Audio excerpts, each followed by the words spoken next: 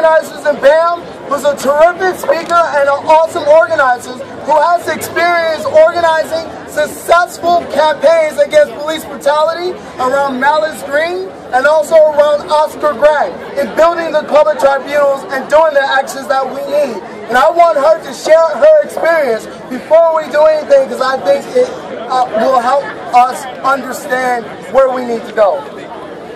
Over there on Cody, they'll check you just First, I want to say that the two instances in history in this country I think the contract where police were jailed, were found guilty by juries and convicted of killing anyone, much less white cops who killed black men, were either won here in Detroit with a victory to jail Hudson and Nevers, the two white cops who murdered Malice Green, bludgeoning him to death with magnum flashlights on the corner of his neighborhood. And the second instance was in California, in Oakland, where the cop who murdered Oscar Grant, the young man who was shot in the back, laying on his belly at the Metro Garden station at a stop on his way home from New Year's Eve, and that was caught on videotape. That was the second instance where any cop, much less a white cop, was jailed for killing these mosquitoes. Here we go. A black man.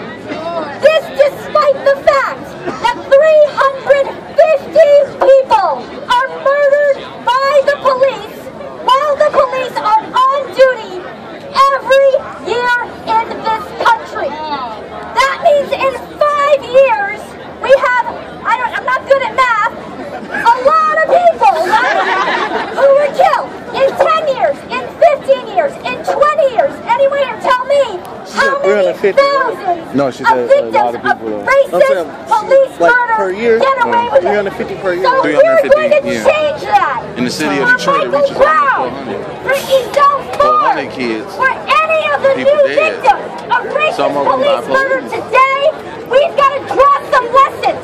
We just got finished waiting for one of my classmates to get off this case where it's jailed and held accountable for murdering Malice Green and Oscar Grant. And I'm going to tell you it's two men. What they got off? They got off. One mass direct it was the same judge that put J. Rue in jail.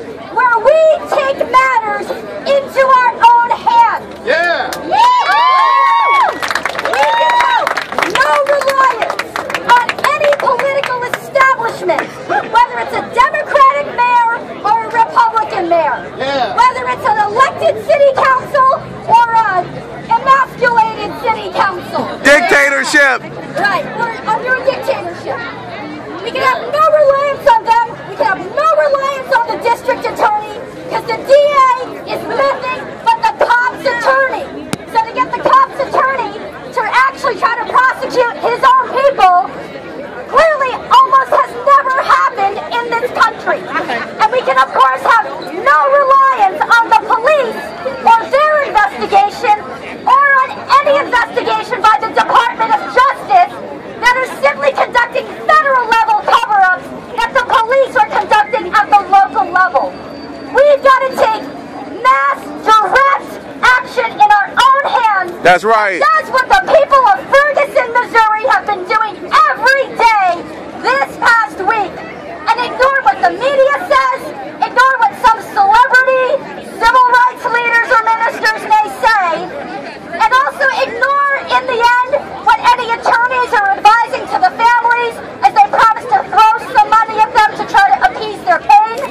In reality, this is about more than any one individual, as people have said. It's about the condition of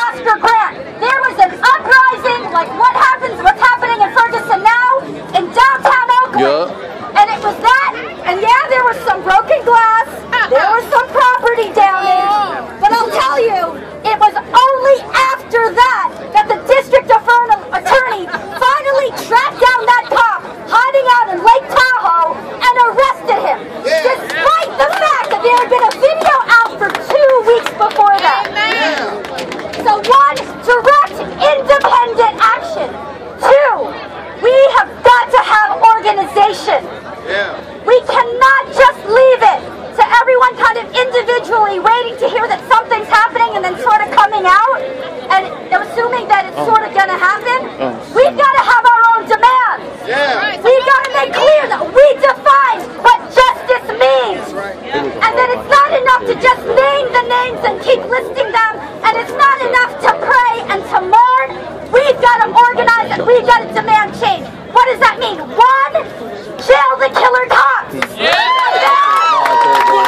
A badge is not a license to kill. If any one of us was around when someone here in the crowd shot and killed someone, all of us would be rounded up. We would all be arrested and accused of accessories to murder. The cops should not have that double standard. They should minimally be charged and found guilty of murder. The more of them that go to jail for murder, the more that's a check on the rest of them to think they can keep getting away with it in the future. 2, we have got to demand justice for our communities. Jobs for everyone in our community. In Detroit, water for everyone. Water is a human right! Education! Public schools! Fund education, not occupation! Education! Not the privatized schools and charter schools. That's right. That are being crossed up as a big scam pulled over on the people of Detroit by corporations that are trying to turn our schools into McDonald's and Burger King factories. Prisons! They're turning them into prisons! We've got to demand health care! Free quality health care! For everyone in our community! Especially So the charter schools is money anyway. They're kind of like turn us away from the hospital. We've got to be organized. You have to teach your own children. We've got to build organization. You got to teach them survival skills. BAM was at the center of building the Justice for Malice Some kids are made good with their hands. Some kids are made good with their minds. You put them in a school in an environment where they're not accepted and wanted anyway. Right here, right now. That's where they succeed at. In Los Angeles, in Chicago, Education is important, but not by their system of standards. Race to the bottom. Hell no.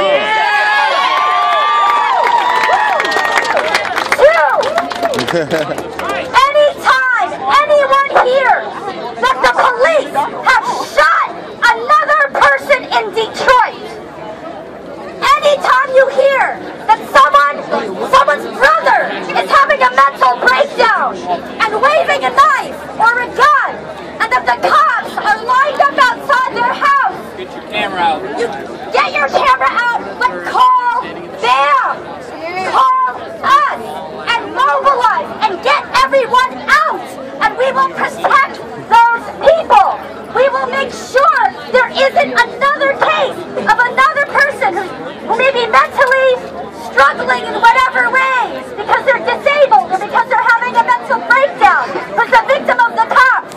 Or if the cops do shoot somebody, that we get them help for them and their families immediately, because we can save lives by doing this. What's your number? Our number is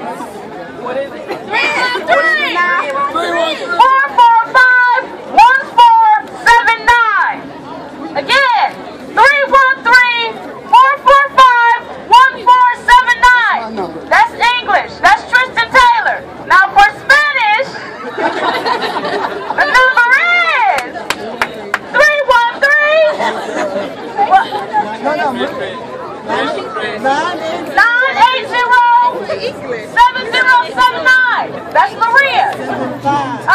Wait, hold on. I'm gonna give it to y'all again. 313-980-7075.